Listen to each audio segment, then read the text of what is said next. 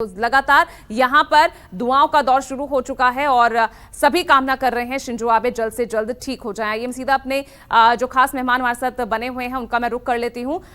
मैं इस वक्त देखिए हमारे खास मेहमान आप देख रहे हैं, मैं जापान से ही सीएम कपूर साहब का पहले रुख कर रही हूं। कपूर साहब, जिस तरह से यहाँ रोविंदर जी बहुत सारी चीजें उन्होंने यहाँ पर इंपॉर्टेंटली कही है कि वहां के स्थानीय लोगों के लिए भी वो लोग जो शिंजो आबे की नीतियों से खुश थे नहीं, या वो कल्चर जो वहां के लोगों में पनप रहा था, जो एक सनक इसे कही जा सकती है जिसके तहत हो सकता है इस हमलावर ने शिंजो आबे पर हमला किया हो। लेकिन आप वहां मौजूद रहकर किस तरह की परिस्थितियां वहां पर देख रहे हैं, क्योंकि शिंजो आबे बहुत बड़ा नाम है जापान के लिए।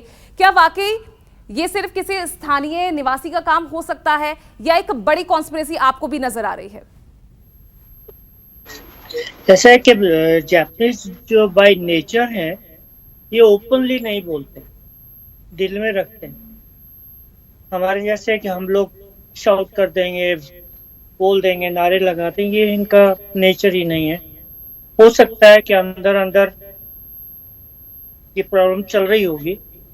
मुझे यही लगता है जो आसपास के जो लोग हैं वो कह रहे हैं कि इसकी पर्सनल, जो हमारे पैनलिस्ट ने बताया कि नेवी में थे ये, मैरी टाइम सिर्फ वहाँ कोई चेंजेस किए उसके इनको कोई दिक्कत हुई होगी, वही कारण हो सकता है। क्योंकि अभी जो अपोजिशन की जितने भी नेता आए हैं वो भी बड़े इसको निंदा कर रहे हैं इसके बाद में, और सब लोग बड़े दुखी हैं,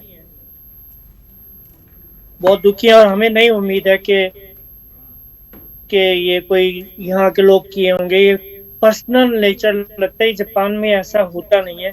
ये बड़ी रेयर इंसिडेंट है और हम यही आशा चाहते हैं कि ये रेयर हो, ऐसा कोई और केस ना हो।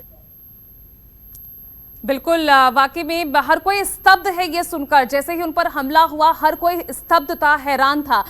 मेरे साथ रूस से भी मेरे साथ बने हुए हैं, आइए मैं उनका भी रुख कर लेती हूँ अपने खास मेहमान का। सर, आप किस तरह से ले रहे हैं? अगर मैं रोविंदर साहब की बातों का अगर मैं आपसे भी जिक्र करूं, रामेश्वर सिंह जी, अगर मैं रोविंदर जी की बातों पर अगर मैं ध्यान दूं तो आप किस तरह से देख रहे हैं? क्या वाकई ये कोई पर्सनल हो सकता है या फिर कोई राजनीतिक साजिश जिसका चीन भी इशारा कर रहा है? देखिए, मैं कुछ हद तक रविंद्र जी से बिल्कुल सहमत हूं, क्योंकि अब इस समय तुरंत कुछ कहना कि कोई इंटरनेशनल ये इसमें साजिश है बहुत ही मुश्किल है। ये बिल्कुल रविंद्र जो कह रहे हैं कि जापानीज जो सोसाइटी है जिससे और होती जा रही हैं और एज ए रोबोट की तरह अब काम कर रही हैं, तो इसमें कुछ भी हो सकता है, उसका पर्सनल भी वो इनिशिएटिव हो सकता है। लेकिन इसके लिए ये हम लोग अपना व्यू है, अभी कुछ दिन में ये सामने आ जाएगा। और संजीव जी बिल्कुल सही कह रहे हैं कि अभी लोग दुआएं मांग रहे हैं कि आबे साहब किसी तरह से होश में आ जाएं, किसी तरह से वो जिंदा रहें। अभी इस पर पूरा जोर दिया जा रहा है, न कि जो गोली चलाया है, मर्डर करने की कोशिश किया उसके ऊपर। उसके लिए लोग इंजीनियर्स काम कर ही रहा होगा, लेकिन अभी सामने नहीं आ रहा है। तो जहां तक है ये सोसाइटी का भी इस पर देखना पड़ेगा कि इस समय बिल्कुल वो लोग अलग थलग एक लाइफ जी रहे हैं, अपने ढंग से वो रह रहे हैं। तो उसमें कुछ भी हो सकता है, कुछ भी दिमाग में आ सकता है, और वो सोल्जर जो है ये काम कर सकता है। उसको कुछ चीज़ इससे पसंद नहीं आई होगी, लेकिन इंटरनेशनल साजिश भी हो सकती है जिसको हम अभी इस समय कुछ टाल नहीं सकते। दोनों चीजें हो सकती हैं, इसलिए अब इसके लिए इंतजार करना होगा। जी बिल्कुल। रक्षा विशेषज्ञ आलोक सहाय जी भी हमारे साथ जुड़े हुए हैं। आलोक जी, आप इन तमाम चीजों को देखकर आपके मन में क्या इस वक्त चल रहा है? क्योंकि अगर ये कोई पर्सनल है तो आखिर किस तरह का कल्चर यहाँ पर हावी हो रहा है?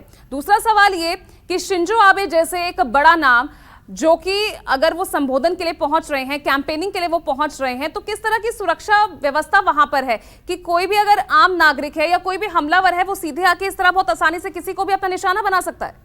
सवाल तो ये भी है। जी हाँ, मैंने पहले भी कहा है कि जापान की संस्कृति बहुत ही अलग तरह की है, जैसे कि वहाँ के विशेषज्ञों ने भी बोला। और लेकिन उस संस्कृति के कारण वहाँ की जो सुरक्षा व्यवस्था है इस तरह के सभाओं में, वो उससे प्रभावित होती रही है। लेकिन अब उनको ये सोचना पड़ेगा कि अब हमें सुरक्षा व्यवस्था उनको अब नए सिरे से देखनी पड़ेगी, क्योंकि कोई भी आदमी इतने बड़े नेता के पास आकर के कैमरा के रूप में गन बना करके घुस जाता है और गोली मार देता है, तो जापान को सोचना पड़ेगा कि जो फिजिकल सिक्योरिटी होती है, फिजिकल 3 टियर सिक्योरिटी जो वीवीआईपीज़ को दूसरे देशों में दी जाती है, खास करके आप देखिए हमारे देश भारत में जिस तरह से दी जाती है, आम हमलावर वो उस तरह के वीवीआईपी के पास पहुंचना नहीं चाहिए, ऐसी व्यवस्था होनी चाहिए। तो ये अब जापान को सोचना पड़ेगा कि व्यवस्था उनको अपने बदलनी पड़ेगी। ये मैं निश्चित रूप से मानता हूं कि होगी।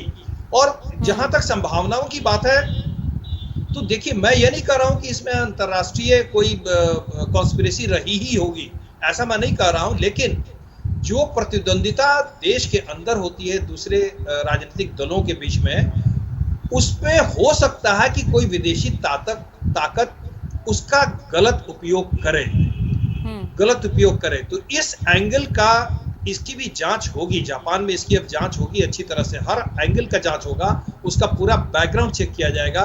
और जापान में जैसी सुविधाएं हैं, हर एक आदमी का सारा डिजिटल डाटा सरकार के पास अवेलेबल रहता है, सिक्योरिटी एजेंसीज के पास अवेलेबल होता है, तो इसमें अब कोई शक नहीं है कि उसकी हर तरह की छानबीन बहुत जल्दी हो पाएगी। लेकिन हर चीजों को देखना पड़ेगा।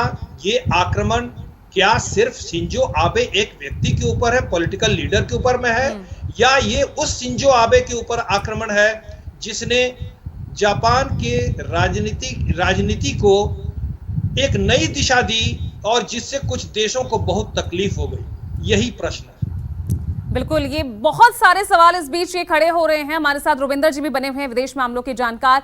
रुविंदर जी, वाकई में कई देशों को तकलीफ थी क्योंकि बहुत से चेंजेस उनके आने के बाद से एक बहुत ही पावरफुल नेम वो बन चुके थे। तो वाकई में अंतर्राष्ट्रीय स्तर पर इस हमले का किस तरह से आप असर होते हुए आने वाले वक्त में देख सकते हैं? इसका असर आने वाले में 1 मिनट पे आता हूं, पर 2 मैं छोटे क्विक पॉइंट्स कहना चाहता हूं। देखिए, शिंजो आबे डेफिनेटली जापान के लॉन्गेस्ट सर्विंग प्राइम मिनिस्टर थे। इन्होंने जापान का डायरेक्शन काफी बदला अपनी प्राइम मिनिस्टरशिप में, और पिछले 2 सालों से जब से ये गद्दी छोड़ी तब भी ये एक तरह के पावर ब्रोकर हैं जापानीज पॉलिटिक्स में।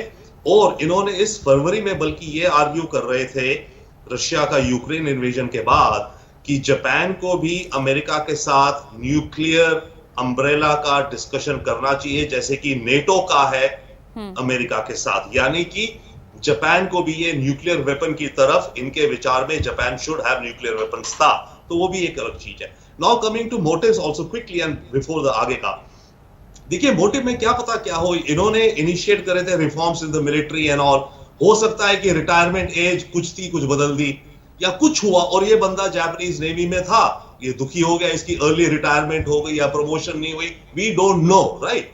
तो वैसे भी कोई कारण हो सकते हैं जिसके कारण कोई पॉलिसी हो जिसके चलते ये इंसान इफेक्ट हो गया और इसके माइंड में आ गया कि मेरा जो हाल हुआ या जो भी कुछ हुआ ये शिंजो आबे की पॉलिसी के कारण हुआ, तो मेरे को इसको निकालना है। वो भी एक पर्सनल लेवल पे आ जाता है।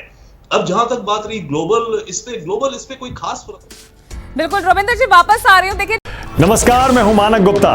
अगर आपको हमारा ये वीडियो पसंद आया हो तो इसे लाइक और शेयर जरूर करें, और हाँ, हमें सब्सक्राइब और फॉलो करना ना भूलें ताकि आप देश और दुनिया की कोई खबर मिस ना करें।